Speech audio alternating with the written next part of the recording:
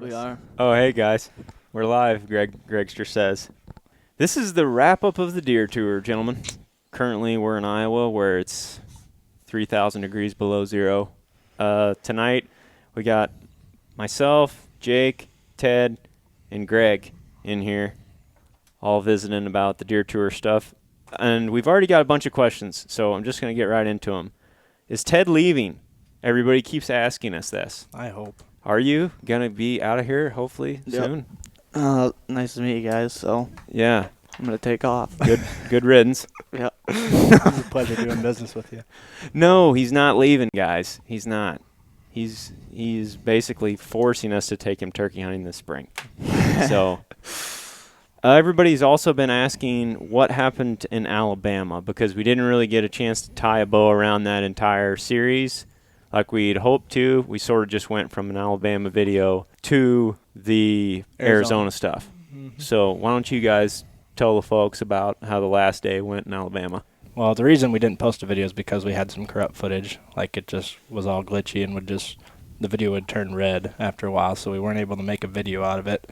But basically, on the last day, Zach and I went back to the spot where Ted and Catman you guys hunted that the day before, correct? The river spot. Yeah. Yeah. And you guys just saw a ton of sign. Did you guys see any deer? You just shot the squirrel, right? Yeah, just a squirrel. No Just deer. shot the squirrel, but they ran into more big tracks and hot sign than we had found pretty much anywhere there. So Zach and I went in there after hunting in the morning where he got drawn back on that buck. We went back to that spot in the morning at first light, sat there till mid-morning, and then hopped over to that river spot. And we kind of looped around deeper into the piece where Catman and Ted had hunted. And we started running into more and more sign, and really the most sign that we found while we were down there. Like, we were finding scrapes that were not like car hood scrapes, but it was bigger than anything we'd found to that point. Real like fresh. Wide open scrapes, like from that morning. And we basically just did a circle around this field because in that river bottom there was actually cotton fields, and the deer were going out to those cotton fields and browsing on something. But we set up on like the second scrape after we got into the timber, and we could actually see the field edge from where we were at. And Zach started crawling up the tree, and basically when he was crawling up the tree, he was making noise, not like metal on metal, but making noise like branches breaking and stuff. And we had a buck come trotting right up to us, basically, and Zach was like hung up halfway up the tree, and we couldn't get his bow, but that buck was bedded so close that he could hear us crawling up the tree. He came up, eventually spotted us, and then ran off. And then we saw, I think we saw 3 or 4 does that night, but we felt like we kind of had something figured out by the end of it there, and that was basically the hope going in, is that we'd learn as much as we could. And we felt like if we had spent all the time hunting that spot, like if we had found that sign the first day, we would have got something for sure. Right. Makes sense. And the footage you said got corrupted? Yeah. Like you guys captured the footage and then it... Yeah. I don't know. Did you hear anything about it? Basically, I heard a little bit about it, but Zach was like mad enough that I didn't want to ask him about it anymore. But he called me. That probably called me first, and he was telling me about it. He's like, I don't know what's going on, Jake. Like, it goes from our Alabama footage, and then there's like a weird flash of a game warden that pops up, and he's just like going at the camera like this, like making a weird motion towards the camera, not saying anything. And he didn't know, but we did that work for the Wisconsin DNR this summer. And it was that game warden that we talked to, and it would just flash a clip of him in there, and Zach just thought it was some random game warden that was popping up on our footage. Freaking him out. It was freaking me out at first, because he's just like, there's this game warden that pops up. I'm like, how does that even happen? Like, we've never had anything like that happen. I still don't know how it happened, but basically somehow that footage got mixed into the same videos of our Alabama stuff. It was really weird. That's strange. We also have had, actually, before I go on to this next topic, guys, we're getting close to 100,000 subscribers on YouTube. Big thanks to everybody that subscribes to our channel there. When we hit 100,000 subscribers, Trophy Ridge is teaming up with us to do a giveaway for you guys. We're going to be giving away a all new for 2019 Trophy Ridge package of bow accessories. I think they've got their new quiver in there. I think it's that new hot wire sight. That's the new one that I just got with the 2 fixed pins and then the 1 floater on the bottom. It's a really sweet idea. And then one of their brand new stabilizers and a THP hat. Be sure to go and follow that link. Jake's posting it right now. Just click that link and go over there because it's going to last for 30 days. And as soon as we hit 100K, we're going to announce the winners. So please head over there, sign up for the giveaway. And thanks, everybody, for supporting us and following along. anyway, There's a good question. What's new with Ted Miller? Have you talked to him recently? Oh yeah, I was working on Ted Miller video today, and it's a good one. Good. Yeah, he's got some updates from his late season. He was hunting a really big buck and like pretty much just hinged his whole season on this buck. Mm-hmm. Just I bet there's no good deer footage in there. yeah, it's pretty wild, and it's pretty hilarious too. I think you guys are gonna like it. I'll have that video up here probably this week or at the beginning of next week. So we'll have an update from Ted Miller coming up real soon. The next thing we were going to talk about was Arizona coos deer and how they compared to deer in the Midwest. Got a couple questions regarding the Arizona hunt. So it was interesting to say the least. You know, you're out there, you're out west, which is big country everywhere you go. There's not hardly any trees big enough to put a tree stand in. I've got this map here that I grabbed that I can kind of show you guys. We noticed that these bucks did not move very far. And like that's how it is with whitetails all across the east and the Midwest. Decently small core area. Yeah, when you're sitting up on a high point out there, you can see for 10 miles, you know. And you think that these deer will just roam all over the place. And they just didn't seem to do that. They were in these same little cuts in these same little pockets every day. And we see the same buck, you know, over and over again in the same spot. I measured this map from left to the right side of the screen on OnX a while ago, and it's a mile across, basically from just left to this lake. We sat on this point on the north end of it, glassing down into these cuts that are to the south, and we saw the same deer over and over again. You know, the same bucks. The Hush guys actually glassed a big buck there the first day, and then we came in the second day, and we got on him the second day. The interesting thing is we actually bumped him. We saw him. We glassed him from up here down in this cut. We got down in there, and we're moving around, looking around for him. Glassed him again in the same one from like a few hundred yards away, watched him run some does up into this little thicket of brush up here. And then we went up on top of that ridge, and we're like eating. Eric Chesser whips out some salmon. Like, we're sitting there eating salmon on the side of the mountain, taking a quick break, and like this buck jumps up and he's 20 yards from us. And he runs clear across this canyon over here to the east and stops like 500 yards away, and then goes and holes up in this little patch of brush, and he just stands there and watches back our direction for like an hour. And then he turns around and he comes right back in there. Mm-hmm. And I think that's what happens with whitetails all the time. But out there you can actually see it. Out there you can actually see it because there's not, I mean, when they take off, they're not just gone in 2 seconds because they got brush to run into. Mm-hmm.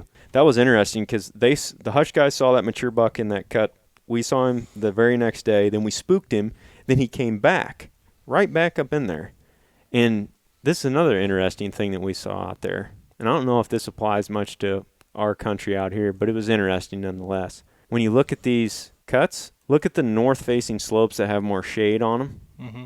There's more brush. Like if you zoom in, you can actually see all of the vegetation. See how much more vegetation is on the north-facing than the south-facing slope?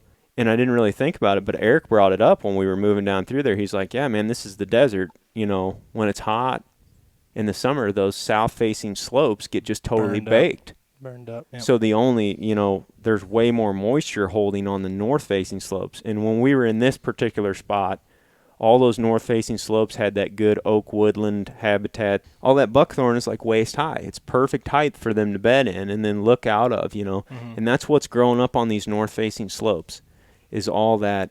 It's oak woodland is what Jim called it, who was the Arizona game and fish guy that was there with us. There was just more vegetation on that side, and they could bed at more favorable bedding locations anyway, and that's where all those deer seemed to be congregating at, was on those north-facing slopes. You could definitely see it from the footage out there and from just standing up on a high knob, but now when you're looking at, you know, an aerial on X, you can certainly see the lack of vegetation on those south-facing slopes. It was a unique experience for sure. Scouting workshops.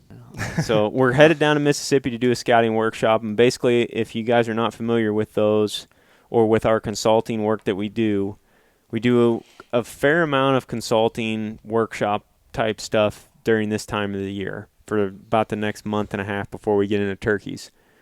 And that involves, you know, going through our entire thought process on how to break down a new piece from start to finish, kind of how to read pressure, how deer react to it, then go into the bedding areas and actually show you what we're finding when we are scouting and looking for buck bedding areas, and then go into more detail on how we set up on those. because this is when you want to be doing a lot of that scouting, is in early spring, late winter. And that's what this workshop will be in Mississippi. There'll be 25 people. I think we've got the whole workshop full so far. There's 25 people that will be there for the meetup Friday night. And then Saturday we'll be doing a full days of scouting out at Thrash's place. They're a lot of fun, I think. I have a lot of fun doing them, and it seems like everybody else that is there has a lot of fun. We stay in contact with everybody, it seems. So yeah, because we want to know, like, if these tactics, our tactics that we use are so much different than what a lot of people have heard about over the years, and that's kind of why we gravitated towards them in the first place. You know, when we first started hearing Infault and these guys and Litzinger talking about it years ago, it was like, holy crap, like this might actually work, and it does. it seems like pretty much everyone we've been on, there's at least one big, huge light bulb thing that we talk about, or we try to talk to people about, where it's like, oh man. It's just, I mean, I hear it all the time in the videos, but like you actually get out there and show stuff to people that you're seeing, and like it seems like a light bulb goes on every time where they at least feel like they got their money's worth. So it's just a different way of looking at things, usually. And you just introduce new ideas to people that are sort of stuck in a funk, maybe hunting a property the same way forever, you know, and then it's essentially just another group of fresh eyeballs that are coming in there with a different perspective. And a bunch of different perspectives, too, because we all approach things differently. So right. So, yes, they are a great learning experience. We're going to be doing a workshop in Minnesota as well towards the end of February, and that one is not full yet. We still have a couple of slots left. If you guys want to learn more about that, you can just email us at thehuntingpublic@gmail.com. We'll be doing one in southeast Minnesota. I think we're planning on doing one in early March in Ohio if Zach can get out there. And I'm going to do at least one in Missouri in early March. So looking forward to those. Questions or Walmart challenge? Booger. Yeah. That's why it's nice to have a cameraman. Stuff like that. I didn't look at the footage for like a week, and then I sat down to start to edit it. I was just like, you got to be kidding me. And I just fast forwarded through the whole thing. I'm like, please rub it off. And like it was just there the whole time. Luckily, I was rolling on that GoPro. So, because like if I was watching, I wouldn't want to sit there and look at a guy talking to me with a booger on his nose the whole time. I mean, I thought it was funny, but yeah, that was pretty gross. Talk about what the thought process is there. I don't know. We watch, like, I guess the way that we are kind of making content now was inspired by, there's some fishing guys on YouTube, and they do all these Walmart challenges where, and like these guys have gotten so many people into fishing just from watching their videos. Basically, they just go to Walmart and they show how easy it is. It's like you can just get a couple things and you can go have a bunch of fun fishing. And I hadn't seen anything hunting related in that, so I thought it'd be a good idea. And like people mentioned, there's a lot of other ways that you can do it cheaper, like going to a bow shop and getting a used bow, or just going on any forum or anything like that. But I hadn't just gone out to try to kill a deer since like I was real young, and it felt like I was really young again, because like I could just hear him coming from so far away, and like I knew that I was going to shoot whatever it was, no matter what. So like that was a lot of fun. Yeah, and the guy at the archery shop, he looked at that thing and it was like, almost done. Yeah. Almost done, Yeah. like right out of the box. Yeah, he moved the. I mean, I had him move the sight. I know how to move a sight, but he moved it like 2 times, and it was like basically right on. And like I was shooting a apple-sized group at 20 yards, and that was all I needed. Yeah. So Walmart challenge, we're gonna try to do. I would like to. I was talking to Greg about this earlier. Like I think it'd be cool to do an eBay challenge or eBay something challenge, like that, pawn where you just shop. buy like Yeah. You just buy like a used bow online or a used something, whatever, and pawn shops. Like that would be cool. Somebody said, "What was up with the lady slamming the bow around at the checkout?" I don't know. That was me and my buddies all found that hilarious. And if you watch the video, like the lady behind us in line, she let us budge her because she had a bunch of groceries and stuff, and we just had a couple things. She's like, "You guys can go ahead of me." We're like, "All right." And like she saw the cameras and stuff, and she was asking questions, and like she was just getting a kick out of that lady having such a tough time getting the security thing off that bow. And somebody actually commented on the video that they know the lady that was behind us. Yeah, I saw that. She's really nice. She thought it was funny. So That's awesome. Oh, we just got a question. I don't remember the fellow's name. He asked what our affiliation was with Tethered, because they just posted something about us being on their pro staff. We are going to work with Tethered in 2019. because they're sweet. Yeah, with their saddles and stuff. And saddle hunting has been one of the most frequently asked questions we've been getting here lately. We basically tried like a bunch of different saddles this last year. Mm-hmm. I mean, there's 2 or 3 different ones laying at my house right now on the floor in the living room. We tried a number of different ones, and we tried that Tethered Manus, and like it's just pretty awesome. I mean, I don't know what else to say about it. Like It's more comfortable and it's more compact than all the other ones that we use. It's light. It's made. That's the interesting thing with them is they're an actual company that makes tree saddles that they're hunters. Mm-hmm. Like they know, and they've been tweaking this stuff for years and years and years. They're DIY guys. And like, they got a lot of stuff coming out in the future. Oh yeah, it sounds like. So anyway, we've been using their stuff. It works awesome. Like the saddle hunting stuff is legit. It can. We're still going to hunt out of tree stands every once in a while, but saddles are pretty awesome, especially those with in their platform is what really makes a huge difference. Mm-hmm. Like they used to have the step rings, but that little Predator platform or whatever that they have for you to stand on is like awesome. It weighs nothing. These guys didn't just come up with this idea for this saddle overnight. I mean, just talking to Ernie and Greg for an hour, you can figure out that this is what they've been thinking about for the last decade. You know, I mean, seriously, like the amount of little bitty attention to detail things that go into that saddle is just nuts. Mm-hmm. So, Justin Bailey, I see your comment here. I feel if you stepped your scent control up, you would be more successful. Here in Arkansas, I live and die by scent control. Maybe you're right, but we're not going to do that. We used to do all that stuff. We used to live and die by scent control, and then it drove us all pretty much nuts. Don't have time for scent control. We just don't. No, we don't. We're trying to figure out where deer live and how they move and what the wind is doing. We don't have time to mess with it. We don't have confidence in it. I mean, not saying that it's wrong and that it doesn't work necessarily. We're just saying that we don't have confidence. What's that Joe in Michigan's last name? Oh, it's John Eberhart. Yeah, John Eberhart. Yeah. I mean, whatever gives you confidence, that's the thing. Like, and John Eberhart and Infault, they had like a podcast not long ago, you know, on like what is right and what is wrong when it comes to scent control. Both guys are public land big buck killers, you know. And Infault has 0 scent controlled. I got a tip for all the viewers. Every time you go out hunting, especially in this warm weather, you really got to spray down. I prefer deep woods off.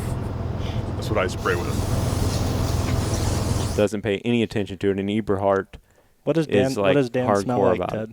Well, I'll save you guys from hearing about that. No, I'm just kidding. Well, what would he say he smelled like? Yeah. Cheese dogs, probably. Oh, yeah. Dan just got a nice buck, too. And congrats to him. Dan's got Joe Rentmeester on a bunch of bucks. Yeah. Did you watch the latest video? Joe, he might tag out tonight or in the next couple of days. I'm calling the shot for Joe. Yeah. He was close to He's a killer. Huge bucks in Wisconsin. Yeah. So anyway, we don't do the scent control thing, guys. We don't mess with it at all. Somebody asked Ted, what is the best part of joining up with the team or doing the internship this last year besides getting to live with Jake?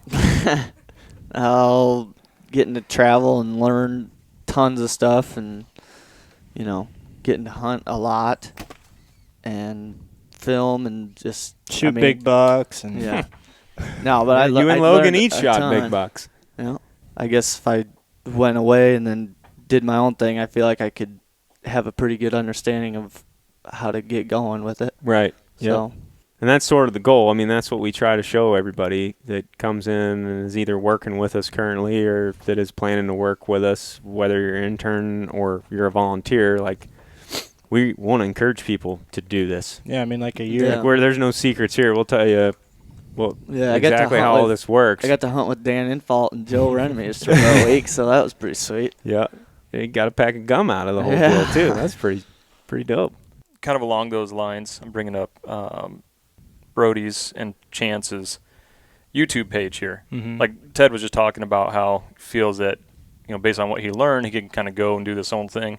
And that's essentially what Corn Dog did last year. Moved back home, started. Mm-hmm. Whitetail Instinct is the name of his YouTube channel. Him and his brother have that channel, and Zach was actually just out there collabing with him and doing a video. Brody shot his biggest buck this year. And Yeah, he did. I don't know if you Yeah. guys have seen it yet, but you should. It's a sweet hunt.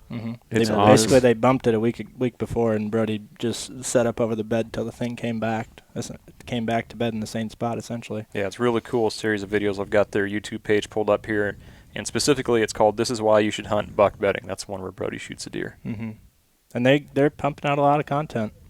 Yeah, they are. So subscribe to They're them. doing it. They're doing a real good job. And if you guys like corn dog, he's got a twin brother named Hot Dog. So Chance. you open up the video and you don't even know which one it is usually. Yes. Any other questions? How do you get a THP shirt? You go to legendarywhitetails.com, Chris Kuhn. And just type in the hunting public up in the search bar, or go to the men's category in the drop-down menu, and you'll see the hunting public. Get yourself a hat while you're Or there, just too. go to thehuntingpublic.com. And a sticker. Yeah. And you'll see this stuff there. But beyond the off-season stuff, we're going to start turkey tour in mid to late March. And our plan is to go down and hunt Alabama first for a pretty good while, probably a week. We might go just a hair later than we did last year. Let's not go where we went last year. We're not going where we went last year. We're going to a new spot. But, yes, we're going to hunt Alabama again just on the other side of the state.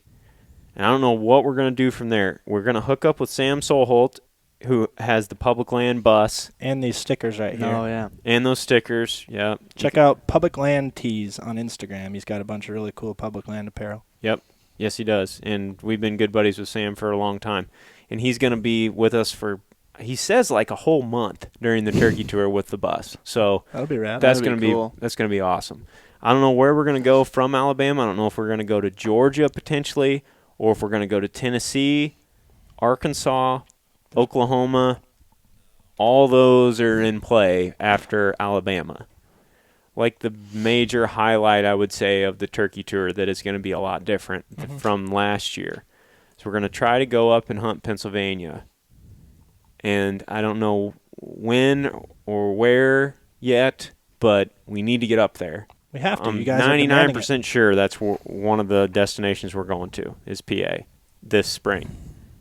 And then we got a lot more ideas this summer for content, and Deer Tour next fall is a little ways off, but we're already thinking about the next public land challenge and where that's going to be.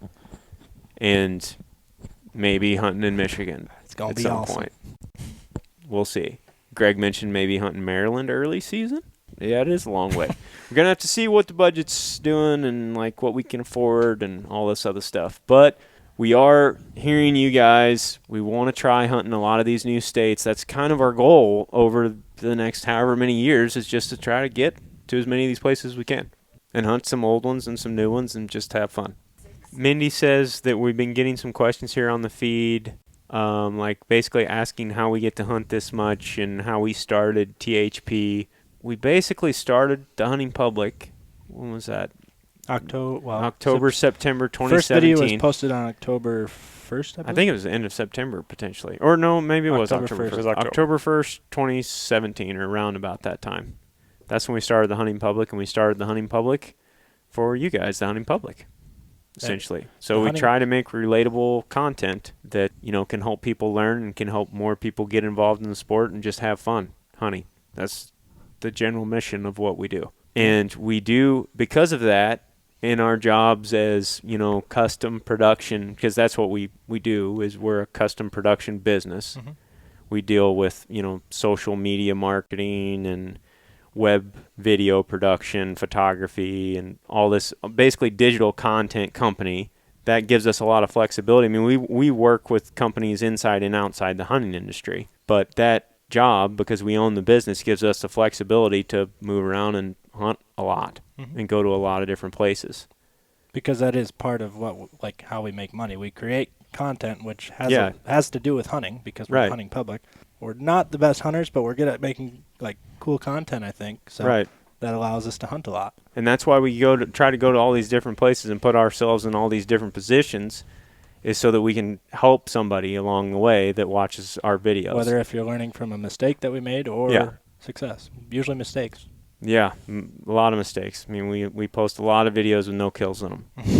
A lot of videos with no kills in them. But that's, by design, so you guys can see the entire process that we're going through. And we try to do it in ways like we were just talking about a while ago. We try to do it on these little 5 to 7 day trips. Turkey hunt's like a 3 to 5 day trip. That's something that your average person can go out and do. Average person takes a week vacation maybe during the rut, or they hunt on the weekends, or they hunt a time or two every week. And that's why we try to preach this aggressive style, is because most average people, they don't have time to get out in the woods and hunt every single day. Like, they got 5 days here or a weekend here or whatever. So we try to put ourselves in similar situations and then show you guys, and warts and all. So, any other questions, dudes? We need to wrap this up. This soup is getting immensely cold. I want to eat it. I think that's it. Ted, what are your final thoughts? It's time to eat. Time to eat. There you go, folks. It's time to eat, Teddy says. Thanks, Thanks, guys, for checking it out.